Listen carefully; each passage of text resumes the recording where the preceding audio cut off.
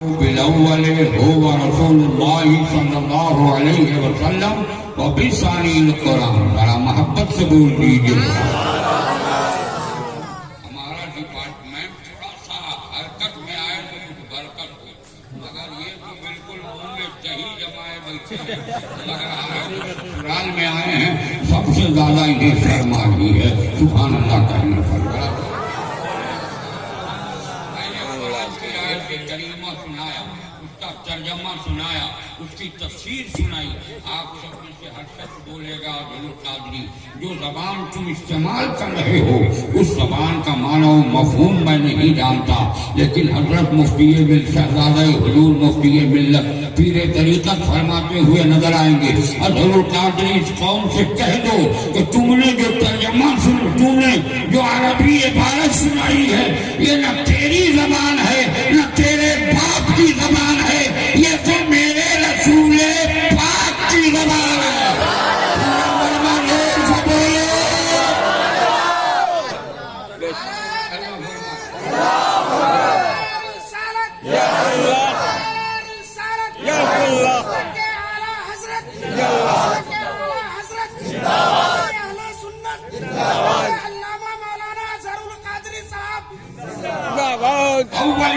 नूर से मुराद मेरे सरकार जनाब मुहम्मदुर रसूलुल्लाह सल्लल्लाहु अलैहि वसल्लम है। सानी यानी किताब मुबीन से मुराद कुरान अजीम है।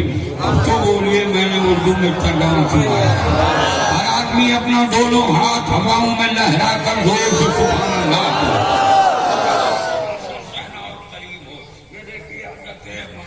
मौलाना हाफिज हुसैनी साहब किबला इन्होंने फरमाया। और मेरा एक सवाल है, अल्लाह ने कुरान के साथ नूर को क्यों भेजा है? इस मफहूम को समझाकर मैं जल्दी से आगे बढ़ूंगा और फिर गौसे पाक पर जाकर मैं तकरीर खत्म कर दूंगा। घबराएंगे नहीं, मगर थोड़ी देर मोहब्बत से मुझको बर्दाश्त कर लीजिए ताकि आपका जहन कुछ बातों को कबूल करता हुआ नजर आए। इन्होंने कहा, अल्लाह ने कुरान के साथ नूर को क्यों भेजा? रात की तारीकी हो, घटा टोप तारीकी हो, सुलमत कदा माहौल हो, कहीं दिए न जल रहे हों, कहीं दीपे न रोशन हो, कहीं चिराग न जल रहा हो, कहीं पेट्रोमैक्स न जल रहे हों, कहीं राग न जल रहे हों, कहीं लाइट नजर नहीं आ रही हो, बिल्कुल इतनी घटा टोप तारीकी हो कि सामने से कोई गुजर जाए तो गुजरने वाले का चेहरा भी हम ना पहचान सके। अगर हम अपना हाथ दूर कर दे तो मैं अपनी अंगुलियों के रेशों को भी न देख सकूं। ऐसी हालत में रात के सन्नाटे में हम में का कोई शख्स एक किताबचा लेकर फकीह मिल्लत हज़रत अल्लामा मुफ्ती मुबारक साहब किबला की बारगाह में हाजिर आए और अर्ज करे, हुजूर सुबह का सवेरा नमूदार होने से पहले आप इसका मुताला करके इस किताब की हकीकत को बता दीजिए, इस किताब की फसाहत को बता दीजिए, इस किताब की बलागत को बता दीजिए, इस किताब का अंदाज तकल्लुम बता दीजिए, इस किताब का अंदाज तहक्कुम बता दीजिए, इस किताब के उसूल को बता दीजिए। तो हजरत फरमाते हुए नजर आएंगे, नादान रात के इस सन्नाटे में अपनी अंगुलियों के रेशों का देखा जाना मुमकिन नहीं, फिर मैं इस किताब का एक हर्फ कैसे पढ़ सकता हूँ? अगर पलट कर उस मुख्तदी ने ये अर्ज किया, हुजूर क्या अल्लाह ने आपकी बीनाई सल्ब फरमा ली है? तो हजरत फरमाएंगे, मेरे रब का एहसान अजीम है कि मेरे रब ने मेरी आंखों की बीनाई को सलामत रखा है। कहा फिर क्यों नहीं देख रहे हैं? कहा अल्लाह ने मेरी आंख में बीनाई की सलामती के बावजूद मेरी आंख को रोशनी का मोहताज बनाया है। मैं जब तक दूसरी रोशनी का सहारा नहीं लूंगा किताब का एक हर्फ नहीं पढ़ सकता। मेरा तस्बीह मुझे अर्ज करने दीजिए, अल्लाह ने कुरान के साथ नूर को इसलिए भेजा है, ये बंदो कुरान की हकीकत को समझना हो, कुरान की फसाहत को समझना हो, कुरान की बलागत को समझना हो, कुरान के रमूज़ो नकाब को समझना हो, कुरान की बारीकियों को समझना हो, कुरान का अंदाज तकल्लुम समझना हो, कुरान का अंदाज तहक्कुम समझना हो, कुरान के उसूल को समझना हो, कुरान के आईन को समझना हो, कुरान के दस्तूर को समझना हो, कुरान के ज़ाब्ते को समझना हो, कुरान की सूरतों को समझना हो, कुरान की आयतों को समझना हो, कुरान के ज़बर को समझना हो, कुरान के देर को समझना हो, तो रात की तारीकी क्या दिन के उजाले में तू कुरान पढ़ना जो जानेगा, समझना नहीं जानेगा। मैंने कुरान के साथ नूर को इसलिए भेजा है। बंदो, अगर कुरान समझना चाहते हो तो मेरे महबूब की मोहब्बत का चिराग अपने सीने में जला लो, पूरा कुरान समझ में आएगा।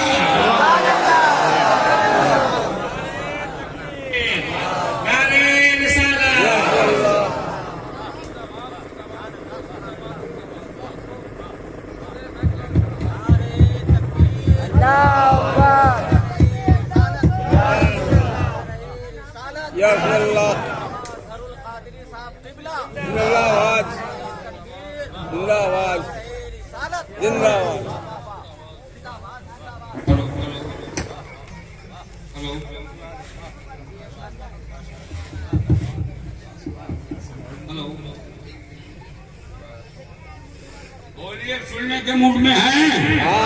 जरा जोर से दोनों हाथ हवाओं में लहरा के बोलो। पूरा मजमा जो आज हाथ उठा लेगा कल मैदान महशर में ये उठे हुए हाथ उसकी मग़फ़िरत की जमानत बन जाएंगे। जोर से हाथ उठा के बोलो सुभान अल्लाह।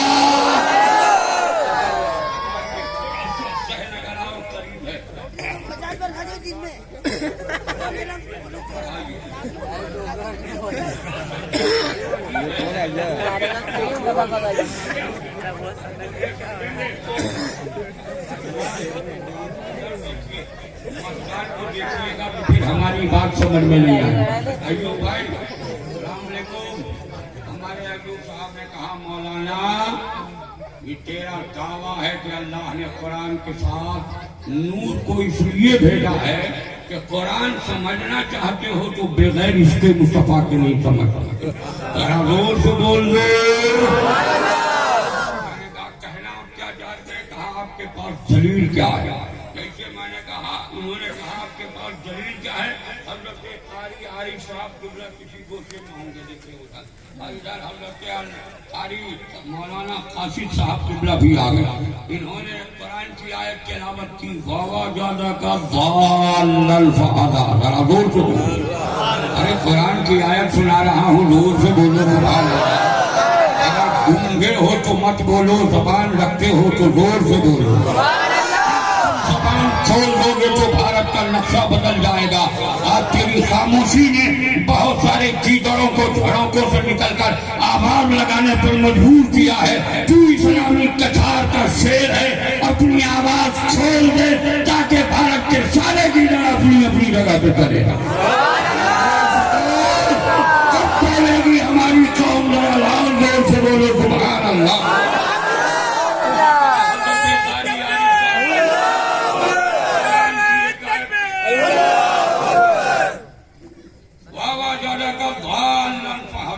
मैंने पूछा मुफ्ती मिल्लत के, आप जो हुजूर ताजु शरिया के खलीफा भी हैं, फकीह मिल्लत भी हैं, अपने अब्बू के जानशी भी हैं, दारुल उलूम रज़ाए मुस्तफ़ा के सरबराह आला भी हैं, आप बहुत सारी तहरीक और तंजीम से लगे हैं। इसका तर्जुमा जिनका सीना इसके मुस्तफ़ा से खाली था उसने किया तो क्या किया? कहा मौलाना जिसका सीना इसके रसूल से खाली था उसने जब इसका माना लिखा तो लिखा, ए महबूब मैंने आपको गुमराह पाया तो राह दे दी। जोर से कहिए माज़अल्लाह, जोर से बोलिए माज़अल्लाह। हज़रत ने फरमाया कि तर्जुमा ये किया, मगर मैं इस आमद रसूल कॉन्फ्रेंस और जश्न गौसुल आजम में आने वाले दीवाने गौसे आजम और दीवाने रसूल से पूछना चाहता हूँ, क्या नबी से कोई खता, नबी गुमराह हो सकते हैं? अरे जरा जोर से बोलो। नबी को गुमराह जानते हो आप? नहीं। जो नबी को गुमराह कहे उसे आप क्या कहोगे? जन्नती या जहन्नमी? अरे जोर से बोलो। कितने लोगों का अकीदा है कि वो जहन्नमी है? जरा हाथ उठा दे। जो नबी को गुमराह माने वो क्या है? जहन्नमी। मैंने कहा हजरत उसने तर्जमा किया, खुद भी जहन्नम में गया, अपने मानने वालों को जहन्नम की वादी तक पहुंचा दिया। तो अल्लामा मुफ्ती मुबारक हुसैन साहब कहने लगे, अरे कंजुल ईमान का तर्जमा सुना तो मेरे आला हजरत ने जब तर्जमा किया तो लिखा, ए महबूब मैंने आपको अपनी मोहब्बत मोहब्बत में खुद रास्ता पाया तो राह देगी। जरा जोर से बोलो सुभान अल्लाह।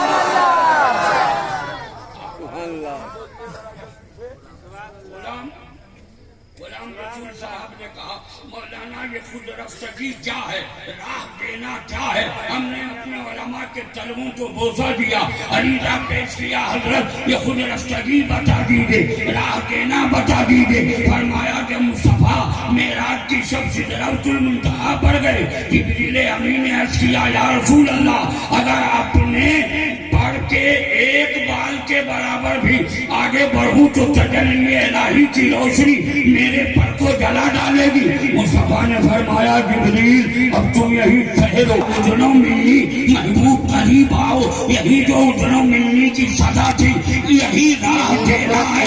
तो मुस्तफा बढ़ते गए, खुदा बुलाता गया, अब जाने वाला मुस्तफा जाने, बुलाने वाला खुदा जाने।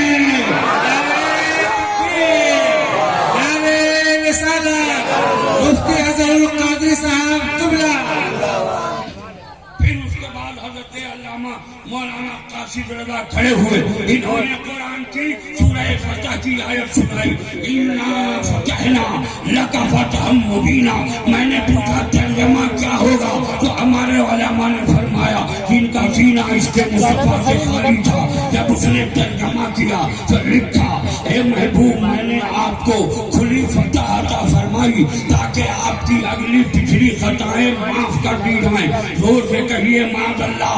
मैं पूरे मजमे से पूछना चाहता हूँ क्या नबी से खता सरजद हो सकती है? जरा जोर से बोलो। हमारे उलमा फरमाते हैं और उलमा ही नहीं पूरी दुनिया के इंसानों का इत्तेफाक है कि अल्लाह ने नबी को मासूम अनिल खता बनाया है।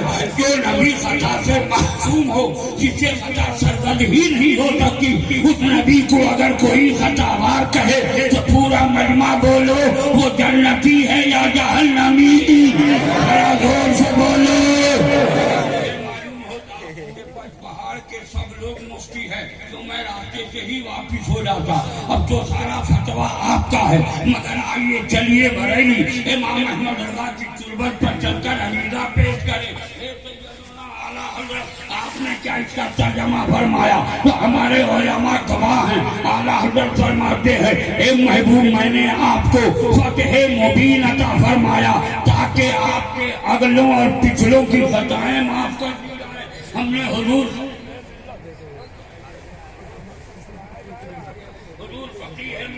शहजादे मुफ्ती मिल्लत से अरीदा पेश किया, ये अगलों और पिछलों से मुराद क्या है? हजरत ने फरमाया अगलों और पिछलों से मुराद सरकार के वालिदैन करीमैन और उनकी गुनहगार उम्मत है।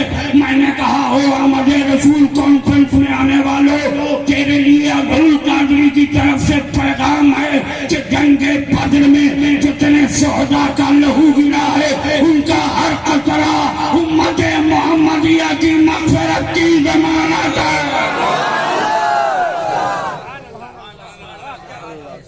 तकरीर खत्म कर दूं, बोलो तकरीर खत्म कर दूं। लोग सुनने के मुख में हो रहा या हुसैन कहते हुए हुसैन से मोहब्बत है तो जोर से बोलो या हुसैन।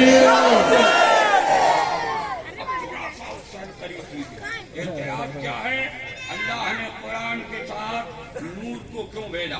अब हमें भारत में फिर एक तहरीक चलानी होगी, मोदी जी 10 का नोट बंद कर दीजिए का नुकसान न होने पाए।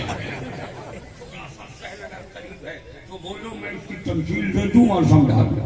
मैंने कहा आपने फरमाया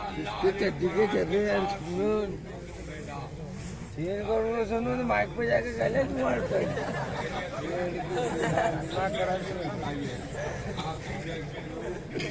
देख कर मैं बोलता हूँ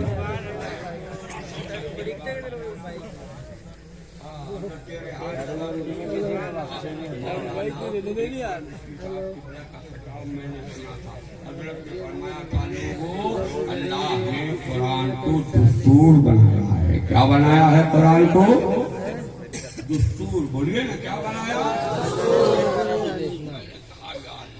दस्तूर इन्होंने कहा, मगर क्या कहिए जैसे ही लफ्ज़ दस्तूर इन्होंने इस्तेमाल किया।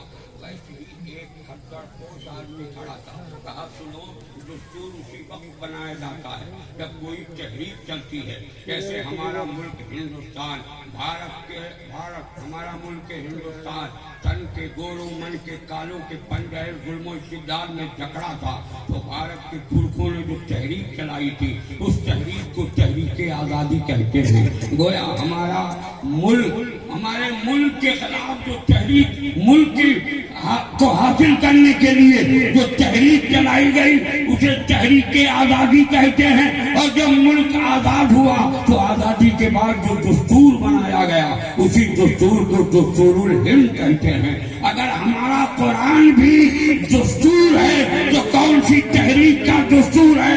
तो अल्लामा मुबारक साहब किबला फरमाने लगे, आज से 1400 बरस पहले कुरान की चोटी से मेरे मुस्तफा ने फरमाया था ला इलाहा इल्लल्लाह। पूरा मजमा जोर से पढ़ो ला इलाहा इल्लल्लाह, जोर से पढ़ो ला इलाहा इल्लल्लाह। ये जो तहरीक चलाई थी इस तहरीक को तहरीक रहमतुल लिल आलमीन कहते हैं। गोया और इसी तहरीक रहमतुल लिल आलमीन को कुरान ने इस्लाम कहा है। गोया हमारा जो कुरान है ये मेरे इस्लाम का दस्तूर है। जोर से बोलो। लफ्ज़ तहरीक को लोग बर्दाश्त कैसे कर ले? आपका नाम बोल रहा हूँ, मौलाना कौसर साहब ने कहा कादरी तहरीक को इनकलाब भी कहते हैं। जब तहरीक चलती है इनकलाब आता है। मैंने कहा इनकलाब तो जमाने में बहुत आए, मगर हमने इनकलाबात की तारीखें देखी हैं कि जब भी इनकलाब आया है किसी के हाथ का कंगन तोड़ कर आया है, जब भी इनकलाब आया है किसी के माथ का सिंदूर मिटा कर आया है, जब भी इनकलाब आया है बच्चों को यतीम बनाता हुआ आया है, जब भी इनकलाब आया है औरतों को बेवाह करता हुआ आया है, जब भी इनकलाब आया है फलकों से इमारतें ढाई गई हैं, जब भी इनकलाब आया है तिजोरियों के ताले तोड़े गए हैं, जब भी इनकलाब आया है इंसानों का बाजू काटा गया है, जब भी इनकलाब आया है इंसानों का सर तन से जुदा किया गया है, जब भी इनकलाब आया है इंसानों की लाशें जमीन पर बिछाई गई हैं, जब भी इनकलाब आया है तो इंसानों के लहू से जमीन को रंगीन किया गया है, जब भी इनकलाब आया है आदमियत मिलती है, जब भी इनकलाब आया है इंसानियत सिसकी है। अभी मेरे ये जुमले भी खत्म न हुए थे कि हुजूर शहजादा मुफ्ती मिल्लत खड़े हो गए। कहा अब्दुल कादरी ये दुनिया के इनकलाबात की तारीख है कि जमाने में जब भी इनकलाब आया है वो बर्बादी लेकर आया है। 12 रबीउल अव्वल शरीफ को जो इनकलाब आया वो आबादी लेकर आया था, लेकर आया था। जुमलों पर तो मुर्दा दिलों में जान पैदा हो जाती है और आप आहिस्ते से फिजा के सुभान अल्लाह बोलते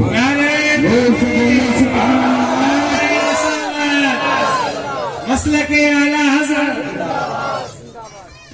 जमाने का इनकलाब ये है कि जमाने में जब इनकलाब आता है इंसानियत सिसकती है। 12 रबीउल अव्वल शरीफ के इनकलाब ने सिसकती हुई इंसानियत के लबों पर मुस्कुराहट अता फरमा दी है। जमाने में जब इनकलाब आया है तो आदमियत मिलती है, मगर 12 रबीउल अव्वल शरीफ के इनकलाब ने बिलखती हुई इंसानियत के लबों पर मुस्कुराहट ला दी है। मुझे अर्ज करने दो, जमाने का इनकलाब बदहाली लेकर आता है और 12 रबीउल अव्वल शरीफ का इनकलाब खुशहाली लेकर आया।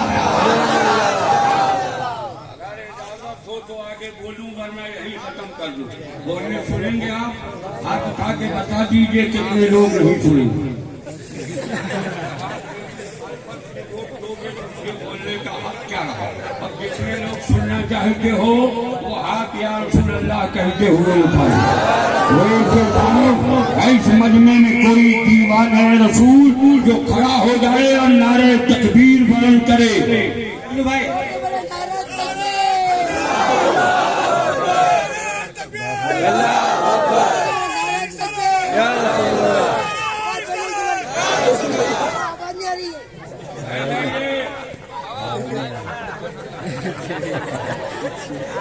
बोलिए, आगे बोलूं? अरे जोर से बोलो, आगे बोलूं? अगस्त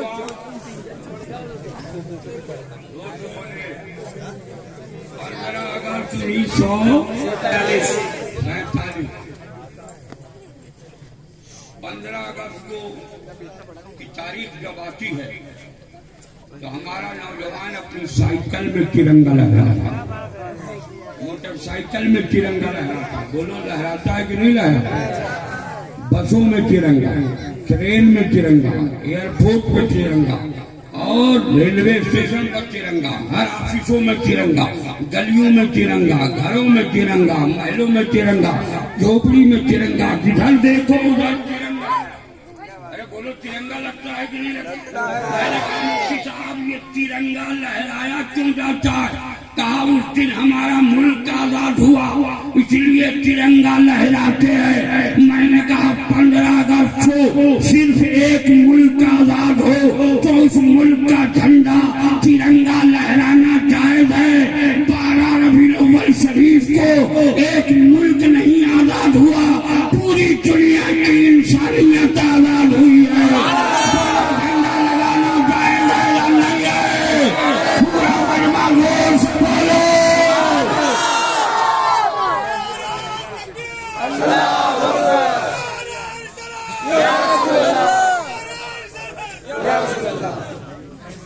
अच्छा एक बात बोलिए, तिरंगा कहते किसे है? 3 रंगों के मजमूए को, केसरिया रंग, सफेद रंग, हरे रंग, इन 3 रंग के मजमूए को क्या कहते हैं? तिरंगा। अरे सोचो पूरा मजमा बोलो। मैंने किया हजरत ये तिरंगा आया कहाँ से? तो हजरत ने फरमाया नादान तुझे नहीं मालूम, जब मेरे मुस्तफा पैदा हुए तो रब ने जिब्रील अमी से फरमाया ये 3 झंडे लेके जा। अरे 3 झंडे नहीं आए होते तो भारत का तिरंगा भी नहीं बना होता। भारत में रहने वालों, अगर भारत का तिरंगा बचाना चाहते हो तो मुस्तफा की मीलाद मनाते रहो, भारत का तिरंगा बचता रहेगा। फैजान हुजूर मुफ्ती आजम हिंद, सुभान अल्लाह। फैजान हुजूर मुफ्ती आजम हिंद। सुनाऊं या खत्म कर दूं? बोलिए और सुनाऊं या खत्म कर दूं? बोल से 12 बजे। अच्छा आपकी करम नवाजियों का शुक्रिया। मगर जो लोग दरवाजे पर खड़े हैं गेट पर, मैं उनसे गुजारिश करूंगा कि वो अंदर आ जाए। थोड़ा सा एक प्यारी बात और मैं बता दूं, बोलो सुना दूं? अरे बोलो सुना दूं? आ रहा है ये लोग को झंडा मैं लगाता हूँ, दूसरे लोगों के पेट में होता है कि से भी उसका दर्द खत्म नहीं होता, और भोन से भी उसका दर्द खत्म नहीं होता। नारे तकबीर, नारे रिसालत, नारे रिसालत, मसलके आला हजरत हजरत अल्लामा आरिफ हुसैन कुरैशी, हजरत अल्लामा आरिफ हुसैन कुरैशी। नारे तकबीर, नारे रिसालत, नारे रिसालत, जश्न आज़ादी रसूल। देखिए हमारी जमात का एक बेहतरीन खतीब भी, बैठ जाइए, तो शहरे बरेली से चलकर आप तक खिताब करने के लिए आया है। वो हसीन खूबसूरत खतीब को हजरत अल्लामा मौलाना आरिफ कुरैशी साहब किबला बरेलवी के नाम से जानते जा रहे हैं। भाई साहब ए भैया जल्दी आ जाइए, जो लोग जा रहे हैं वो घबराए नहीं। मेरे पास उनके जाने की भी दुआ है। जो बैठे हैं मैं उनके लिए दुआ करता हूँ, मौला सबको जन्नती बना दे। जोर से बोलिए। आपका नाम क्या है? आपका सगीर भाई मोहम्मद सगीर साहब करे हुए। ए मौलाना तिरंगा तिरंगा क्यों कहता? हमको तो हरे झंडे से मामला, ये हरा झंडा क्यों लगाते हैं आप? हमने कहा गेरुआ लगाओ, हमें उसे कोई मतलब नहीं। लंगोटा लगाओ हमें कोई मतलब नहीं, लाल झंडा लगाओ हमें कोई मतलब नहीं, पीला झंडा लगाओ हमें कोई मतलब नहीं। मैं हरा झंडा लगाता हूँ, लगाने दो। तो कहा मौलाना ये हरा लगाते क्यों? बोलो समझा दूं। एक गाड़ी चली कोटा से, जिसको नागदा रुकना, नॉन स्टॉप गाड़ी, कहीं स्टॉपेज नहीं उसका, तो जब कहीं रुकना ही नहीं उसको, एक बैग आई भवानी मंडी में, ड्राइवर ने ब्रेक लगाया, सब लोग नीचे उतर कर देखने लगे हुआ क्या, तो देखा कि इंजन के आगे लाल बत्ती जल रही है। जैसे देखा समझ गए कोई पैसेंजर गाड़ी गई होगी, माल गाड़ी का गुजर हुआ होगा, या आगे कोई सरे खराब हो गया होगा, जिसकी वजह से कंट्रोलर और स्टेशन मास्टर ने हमारी गाड़ी को यहाँ रोक दिया।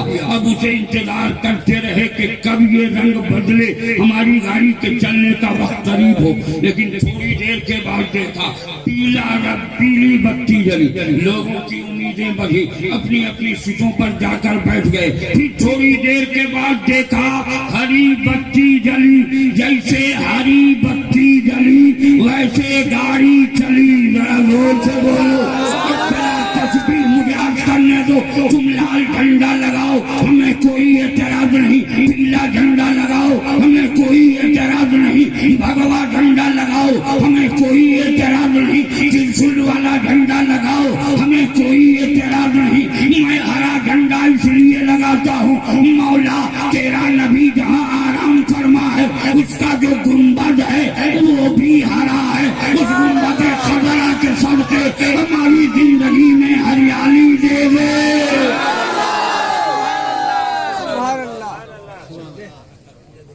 अच्छा एक बात बताकर मैं थोड़ा सा आगे बढ़ूंगा, इजाजत है आप हजरत? अरे बोलिए इजाजत है हजरत? कोटा में एक नौजवान अपनी दूसरी मंजिल पर चढ़कर तिरंगा 15 अगस्त को लहरा रहा। एक बूढ़ा ज़ईफुल उम्र आदमी, उसने कहा बेटा रुक जाओ मत लहरा। कहा चाचा आज 15 अगस्त है, हमारे मुल्क की आजादी की तारीख है, हमें झंडे लगाने दो। कहा नहीं लगा सकते, रुक जाओ। बूढ़ा आदमी तेजी से उसकी छत पे चढ़ा, उसकी कलाई पकड़ी और उसका जो तिरंगा था उस तिरंगे के हाथ से तिरंगे को छीन लिया। जैसे छीना तो कहा चाचा बहुत बुरा होगा, आप न छीनिए, हमें आजादी की तारीख में लहराने दीजिए। कहा नहीं लहरा सकते। उसने सोचा बुजुर्ग आदमी से क्यों लड़ाई लड़ने जाऊं, प्रशासन को फोन किया, चारों तरफ से पुलिस ने उसका हिसार कर लिया। उसकी छत पे चढ़कर दारोगा जी उसकी कलाई पकड़ के नीचे लाए, हाथ में हथकड़ी लगाया, हथकड़ी लगाने के बाद लेके चले। पूरा समाज दौड़ा हुआ चला गया, पहाड़ का एक एक आदमी पीछे पीछे दौड़ रहा था।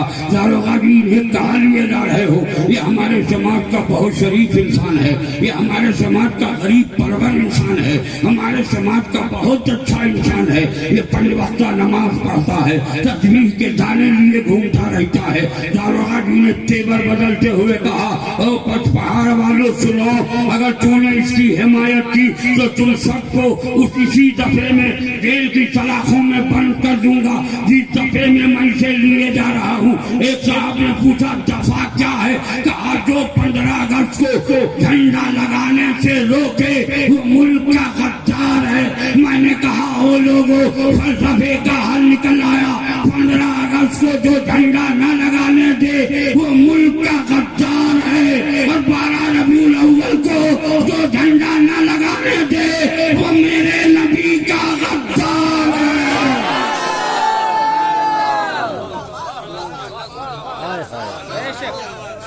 अल्लाह ताला हमें और आपको मुल्क के गद्दारों से भी बचाए और नबी के गद्दारों से भी बचाए। जोर से बोलो।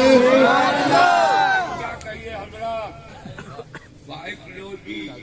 साइकोलॉजी बायोलॉजी पढ़ाओ तब न उसे किसी तरह हम लोग समझा।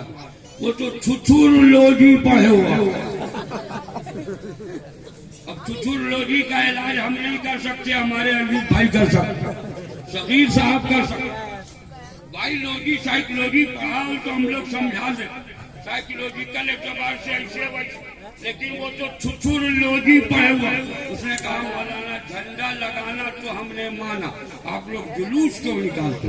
हमने कहा अबे जालिम, चलता मैं हूँ, तेरे पाँव में गिठिए का मर्ज क्यों पैदा? ये गलत बोल रहा हूँ, सही है। चलती हमारी कौम है, तेरे पाँव में दर्द क्यों होता है? चलते हमारे नौजवान है, तेरा हौसला क्यों पस्त होता है? चलता हमारा बच्चा है, क्यों तुम्हारे सीने में दर्द होता है? कहा मौलाना ये कहाँ से साबित है? हमने कहा सुन्नी बरेलवी जो होता है वो बगैर दलील के दावा नहीं करता। जब मेरे मुस्तफा पैदा हुए, जिब्रील अमीन को झंडे लाए फरमाया रब ने, उसके बाद जिब्रील लेके जैसे बढ़ने लगे, रब ने फरमाया जिब्रील तन्हा मत जा, 50,000 मलाइका की जमात लेकर जा। मरवा दोनों हाथ हवाओं में लहरा कर बोले 50,000 फरिश्ते को रब ने भेजा है, तो मैं उसका बंदा हूँ, जुलूस क्यों नहीं निकालूं? मैं भी जुलूस निकालता हूँ। मौला तू अपने महबूब की मीलाद में चलने के सदक़े हमारी दुनिया में इनकलाब पैदा कर दे। अगर सिर्फ इसी एतराज को मैं बोलूं तो पूरी रात खत्म हो जाए, मगर बात खत्म नहीं। अब पलटता हूँ, चूंकि पोस्टर में 2 उन्वान है, एक गौसे आलम, जिस नबी की आमदे बहारा की बात कर रहा हूँ, उस नबी से पहले 1,23,999 कम बेश 2,23,999 अंबियाए किराम तशरीफ लाए और सबों ने बशारत दी कि मेरे बाद एक ऐसा नबी आने वाला है जो नबियों का ताजदार होगा। जोर से बोलो, तस्बीह मुझे अर्ज करने दो। सरकार गौसे पाक से भी पहले न जाने कितने वली आए, जिन्होंने ये बशारत दी कि मेरे बाद एक ऐसा वली आने वाला है जो बगदाद की सरजमीन पर गीलान की वादी से पैदा होगा, और जब वो होगा एक दिन वो बरसरे मिंबर ये ऐलान करेगा कि मेरा कदम तमाम औलिया अल्लाह के कांधों पर है, और वो जैसे ही ऐलान करेगा सारे औलिया सर झुकाकर उसका कदमे नाज अपनी आंखों और सरों पर लेते हुए जब सरकार गौसे पाक ने ये ऐलान फरमाया तो आला हजरत ने उसी की मंजर कशी की है। कदम क्यों लिया औलिया ने सरों पर, मोहब्बत से बोलो, जोर से बोलो, कदम क्यों लिया औलिया ने सरों पर, तुम ही जानो इसके हिकम गौसे। सरकार गौसे पाक इसमें हिकमत क्या है ये आप ही जाने। लेकिन जब मेरे पीरो मुर्शिद सैयदना सरकार मुफ्ती आजम की बारी आई तो क्या फरमाते हैं, कुर्बान जाओ, ये दिल, ये जिगर है, ये आँख है, ये सर है, ये सरकार गौसे पाक, ये दिल आपका है, ये जिगर आपका है, ये आँखें आपकी है, ये सर आपका है। आप जहाँ चाहे अपना कदमे नाज डाल दें। अरे जब बगदाद के गौसुल वरा का कदम पड़ता जाएगा, बरेली के मुस्तफा रजा का मुकद्दर संवरता जाएगा। बोलिए खत्म कर दो या सुनोगे? अरे बोलो ना, सुनोगे?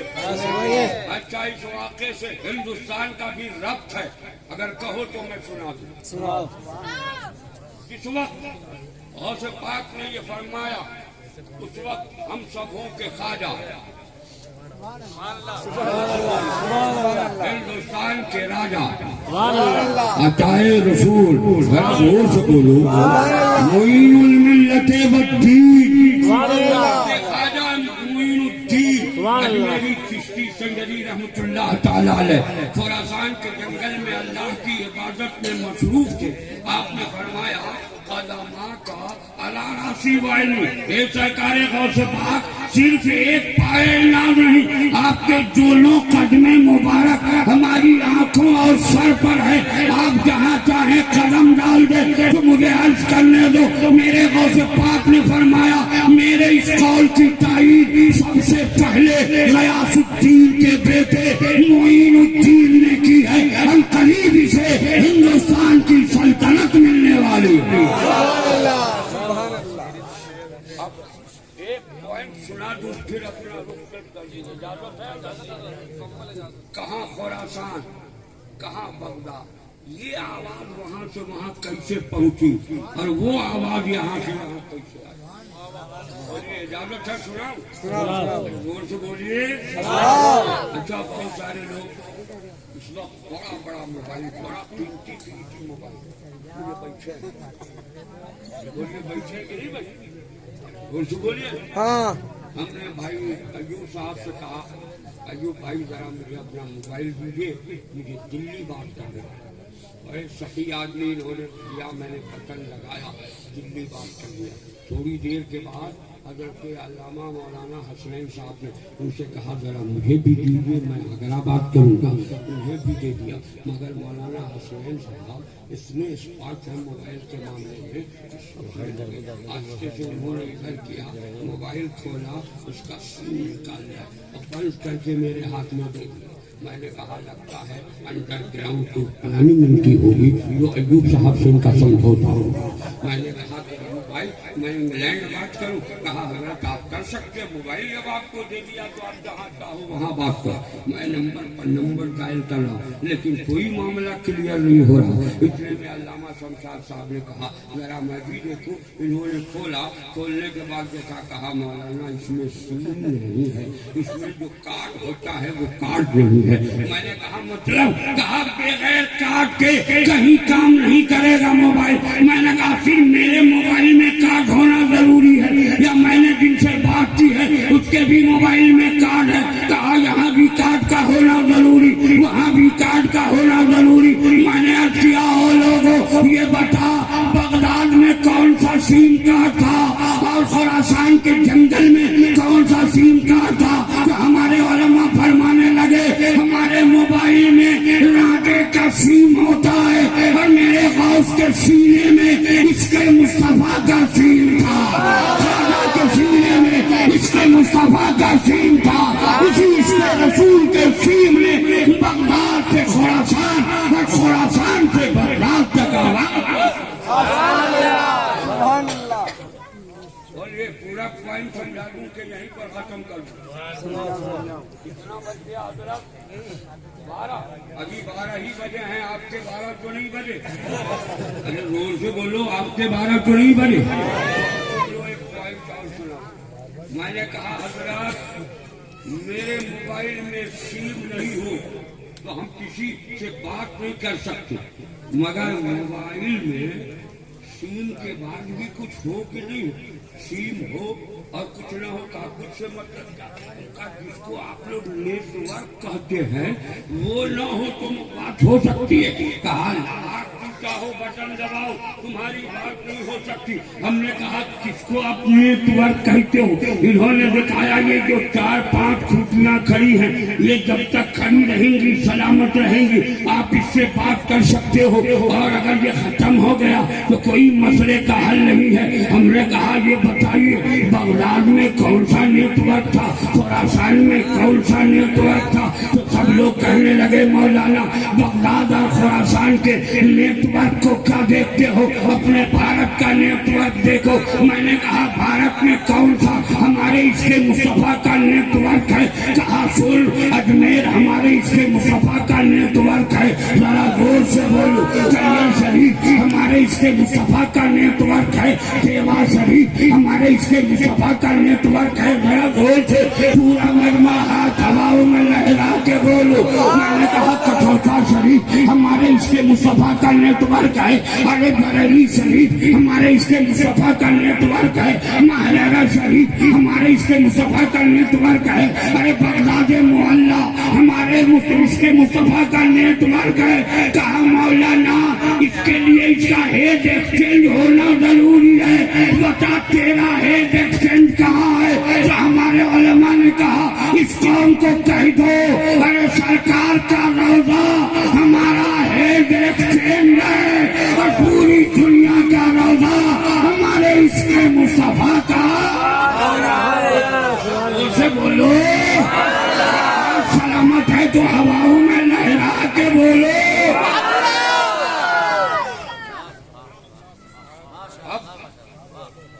एक बात और बता दूं, इजाजत है?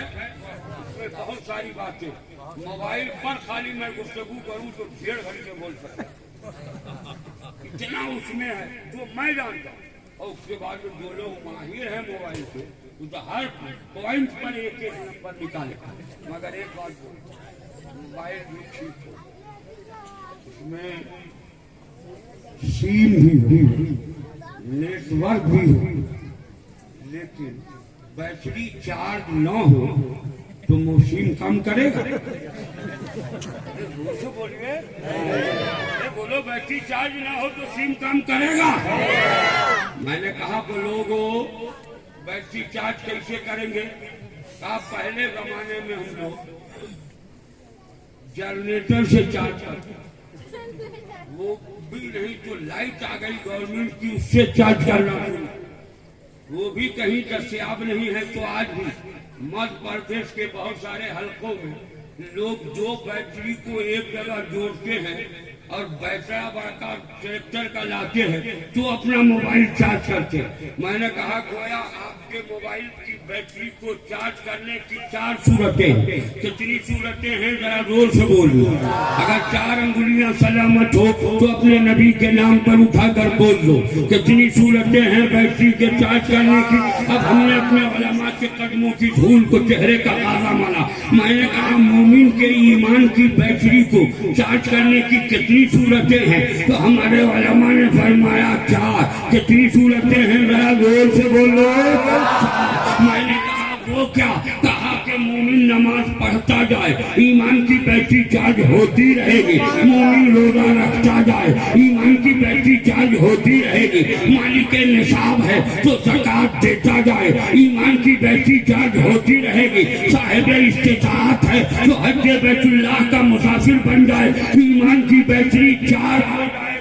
अगर हमने कहा हुजूर शहजादा मुफ्ती मिल्लत चार्जर भी तो चार्जर मार्केट में 2 किस्म के मिलते हैं, एक ओरिजिनल दूसरा डुप्लीकेट। ओरिजिनल से हम जब चार्ज करते हैं तो हमारी बैटरी देर पर होती है और डुप्लीकेट से करते हैं तो चंद लम्हे के बाद फटाफट हमारी बैटरी का चार्ज खत्म हो जाता है। हमने कहा ये बताइए पहाड़ के लोग मोमिन के ईमान की बैटरी जब चार्ज करना चाहे तो ओरिजिनल कहाँ से लावे, डुप्लीकेट कहाँ से लावे? इसलिए कि जैसी पगड़ी हमारी वैसी पगड़ी उसकी, जैसा कुर्ता हमारा वैसा कुर्ता उसका, जैसी नमाज हमारी वैसी नमाज उसकी, जैसा रोजा हमारा वैसा रोजा उसका, जैसे तस्बीह का गाना हमारे हाथ में वैसे तस्बीह का गाना उसके हाथ में, जैसे कुरान हम पढ़ते हैं वो भी पढ़ता है। हम कैसे समझ लें कि ओरिजिनल है या डुप्लीकेट? तो शहजादा हुजूर मुफ्ती मिल्लत ने फरमाया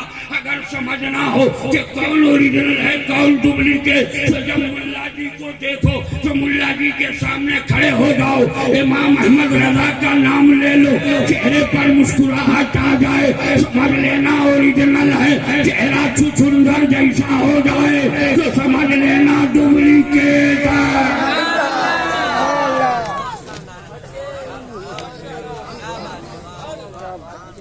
बोलो कितने लोगों को अपने नबी से प्यार है?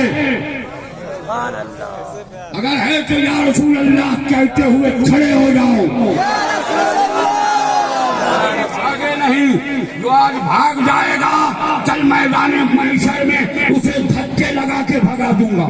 अब या रसूल अल्लाह कहते हुए बैठ जाओ।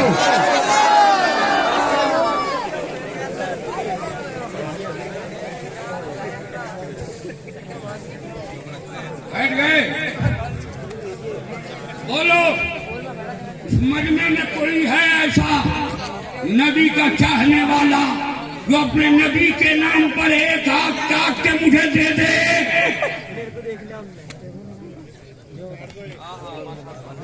सुभान अल्लाह, नारे तकबीर। लेकिन मैं इतना बेदर्द नहीं हूँ कि आपका हाथ काटूंगा।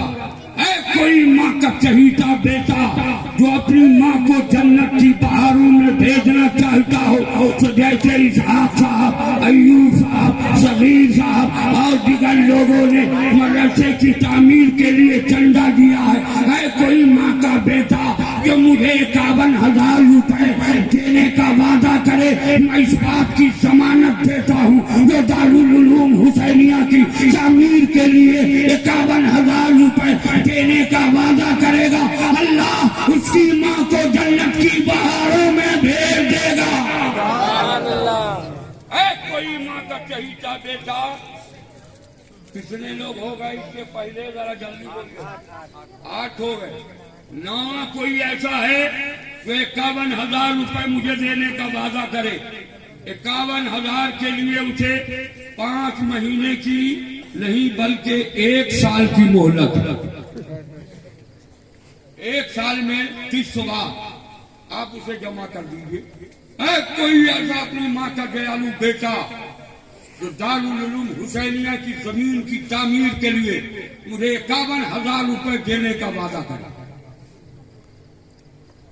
कोई इस मजमे में ऐसा नहीं है?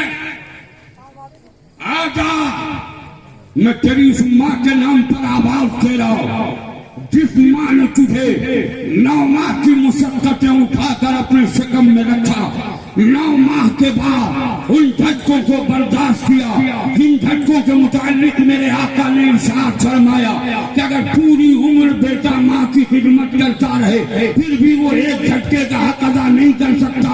न जाने कितने झटके तेरी माँ को लगे हैं और उन झटकों को बर्दाश्त किया है कोई माँ का चहीता बेटा जो अपनी माँ के नाम पर 51,000 देने का वादा करे? नारे तकबीर।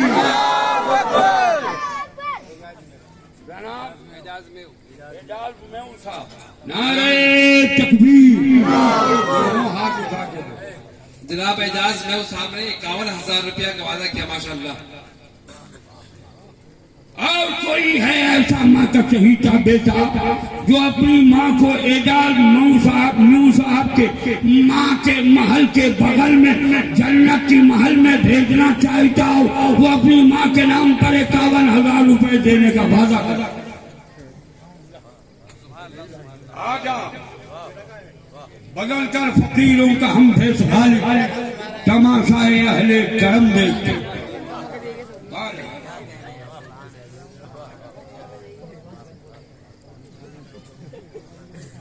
इधर आओ, मुझसे मिलो पहले, बगैर मुझसे मिले नहीं हो। कोई माँ का लाल, मैं तुम्हारी माँ के एक गुमनाम आदमी ने कहा। नारे तकबीर। 10 हो गए। गौस पाक का महीना 11वीं का महीना है। रुक जाइए हजरात, कितने हुए? अरे हमसे 2 ही हुए हैं। और ये कितने हैं? हमसे 3 हो गए ना, ये लगा दो। अब कितनी अंगुलियां हैं? अगर आप सबके पास 4 अंगुली सलामत है तो उठा के बोलो, उठा दो, ताकि अंगुली के जितने रेशे हैं ये सब रेशे कल मैदान महशर में गवाही देंगे। बोलो कितनी अंगुलियां खड़ी हैं हमारी?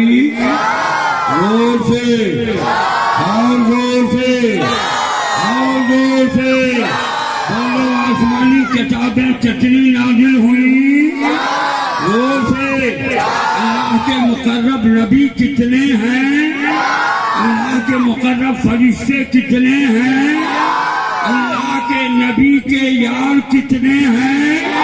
है कोई जो 4 यार का सदका लेना चाहता हो, वो चौथा मुसलमान खड़ा हो 51,000 रुपए अपनी माँ की मकसरत के लिए, माँ को जन्नत की पहाड़ों में भेजने के लिए मुझे दारुल उलूम हुसैनिया की जमीन की दस्तयाबी के लिए देने का वादा।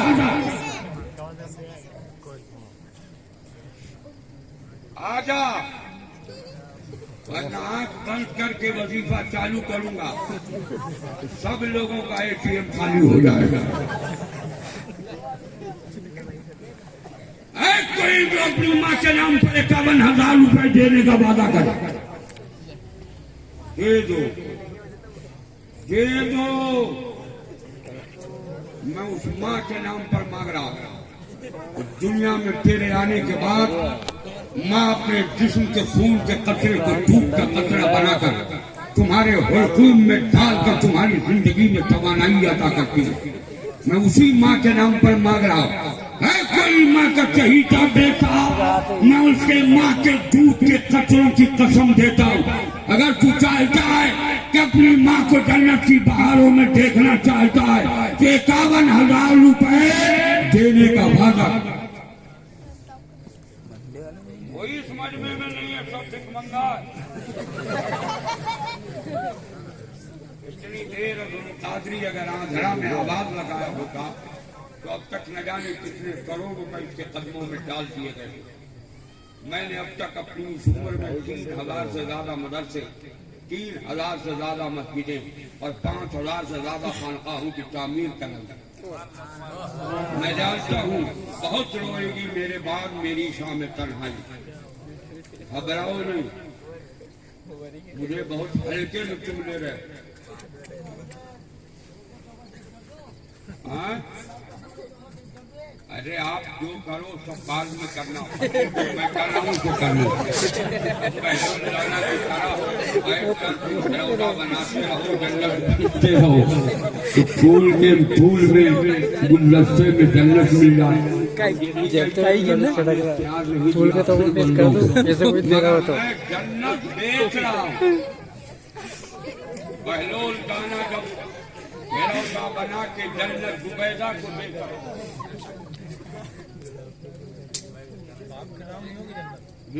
बाप के नाम नहीं होगी। अरे अरे अरे जो बाप का सपूत बेटा होगा वो माँ के बाद बाप के नाम पर भी देगा। बोलिए, है कोई जो अपने बाप के नाम पर 51,000 रुपए दे दे? माँ और बाप दोनों के नाम पर 51,000। इस बात की जमानत देता हूं कि अगर बेटा अपनी माँ और अपने बाप के नाम पर 51,000 रुपए दारुल उलूम हुसैनिया के कयाम के लिए जमीन की दस्तयाबी में देगा तो इन तलबा के सदके अल्लाह ताला उसकी माँ, उसके बाप और उसको भी जन्नत में भेज देगा। है कोई जो मुझे 51,000 रुपए देने का वादा करे? हमारी माँ बहनें भी दे सकती है। हमने इस्लाम की तारीख में देखा है जब इस्लाम की बेटियां कुर्बानियां देने पर आई हैं तो नाक की नथिया, कान की भालू, हाथ का हथशंकर, पांव का पाजेब और गले का हार तक उतार कर इस्लाम की बेटियों ने दिया है। इसलिए मैं इस्लाम की शहजादियों से भी गुजारिश करना चाहता हूँ, अगर तुम चाहती हो कि हजरत बीबी जुबैदा की कलीदा बनो, हजरत बीबी ज़ैनब की कलीदा बनो, हजरत उम्मे रबाब और शहरबानों की कलीदा बनकर जन्नत की बहारों में जाऊं, हजरत बीबी फातिमा की कलीदा बनकर, हजरत बीबी सुकैना की कलीदा बनकर, हजरत बीबी सोहरा की कलीदा बनकर, तो तुमसे भी गुजारिश है, तुम भी चाहती हो तो अपने शौहर के नाम पर, अपने ससुर के नाम पर, अपने बाप के नाम पर 51,000 रुपए दे सकती हो। अल्लाह ताला तुम्हारे बाप को, तुम्हारे शौहर को, तुम्हारे घर के सारे लोगों को, तुम्हारी माँ को जन्नत की पहाड़ों में भेजे। नारे तकबीर, लगा ले यार, नारा लगा ले, नारे तकबीर,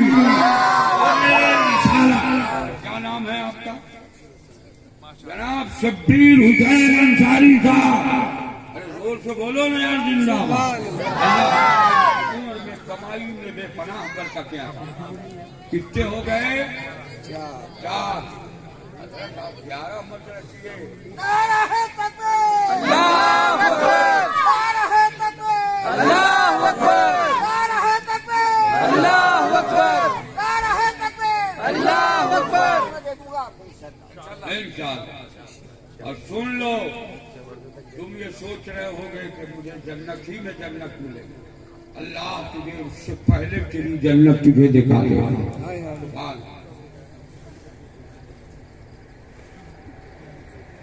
हम कर रहा हूँ, घबराइए नहीं। आपका काम क्या है? आपका क्या काम है? खोल लेना थोड़ी बहुत बोलेगी कोई अभी हजरत की उड़ गई किसी का वाह अल्लाह, देवा शरीफ कभी जाऊं तो मुलाकात हो जाए। हमारे अनु भाई खिदमत करते हैं खानखाहों। आपको मालूम है कि कब कितना दूर दिया जाए, और मैं पूरे इंडो नेपाल बांग्लादेश श्रीलंका भूटान की कौम की नुमाइंदगी करता हूँ। मुझे भी मालूम है कि किस कौम को दूर कब थोड़ा सा सहन करीब कीजिए। अरे बंद हो, आपके सन्नाटे में किस बज रहा। मैंने माँ बाप शौहर 3 के नाम पर 50,000 को तकसीम किया। 16,000। अभी भी अगर लोग न जागेंगे तो कब जागेंगे? है कोई जो मुझे 21,000 रुपए दे? 21,000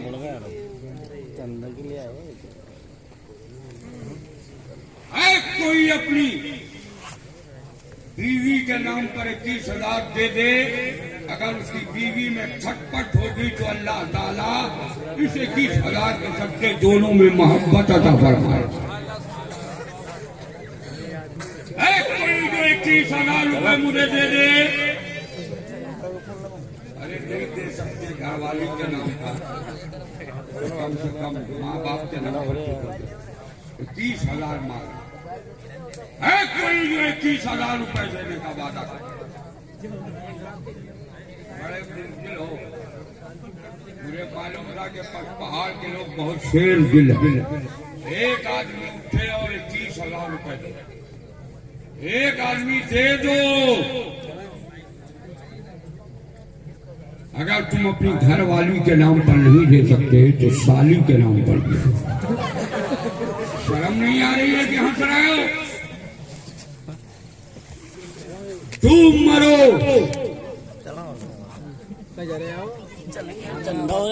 हुसैन ने इसी कुरान की अजमत की हिफाजत के लिए अपने शहजादों को कुर्बान किया है। आज मैं तुझसे उसी कुरान के तहफ्फुज़ के लिए आवाज दे रहा हूँ। है कोई जो मुझे 30,000 रुपए दे? भाई साहब, ये कहाँ सैलाब हुआ? गाँव ये रे गाँव नहीं टूटा है। कोई जो मुझे 21,000 दे दे? एक आदमी 21,000 दे दे। मौला, मैं तेरे बंदों से, तेरे महबूब के मेहमानों के लिए जमीन खरीदना चाहता हूं। तू अपने किसी बंदे से 21,000 दिलवा दे। 21,000 दे दे। मैं जानता हूँ दोगे आप ही, घबरा कर। जो लोग जा रहे हैं अल्लाह ताला उनको जल्द वापस आने की तौफीक अता फरमाए। अगर नहीं दे सकते तो 1,000 रुपए कितने लोग दे सकते हो? जी अब 1,000 मांग रहा, कितने ठुर हो तुम? मैं अपने लिए, अपने बाप के लिए मांगू तो मेरे चेहरे पर थूक देना। मैं मेहमानाने रसूल पाक के लिए मांग रहा हूँ। है कोई दौलत वाला जो मुझे 1,000 रुपए दे दे? नारे तकबीर। अल्लामा मौलाना आरिफ साहब आराम करो। मौलाना मोहम्मद इसराइल साहब ने 1,000 रुपए देने का वादा किया। और कोई है जो 1,000 दे दो? अब तक तो पूरे मजमे को 1,000 लेके चला आना।